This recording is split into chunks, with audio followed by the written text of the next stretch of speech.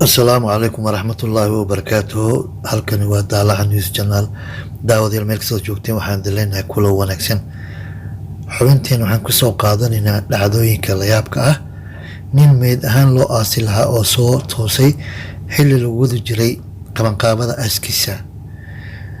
nin lagu magacaabo samanaaji maalik waxay xubno ka tirsan qoyskiisa u qaateen inuu geeriyooday kadib markii uu suuxdin dheer galay xilli uu ari ilaalo ka haye.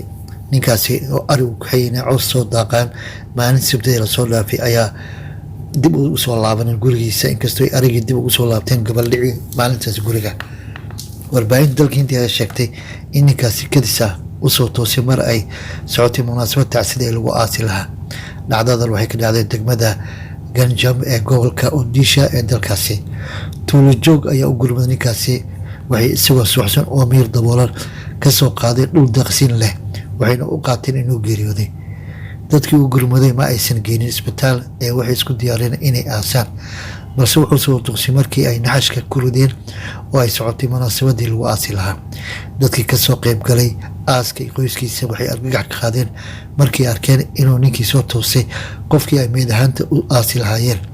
waxay ula carareen xarun caafimaad oo bulsho oo lagu magacaabo Surada Community Health Center ee CHS, halkaasi oo lagu sameeyey baaritaan laguna daaweeyey. xaaladiisa ayaa la sheegay inay haatan degan tahay, iyadoo uu horey u sooxay sababo la xiriira qandho sare iyo tabardare haysta. ninkaasi qarka u saarnaa in isagoo nool la aaso.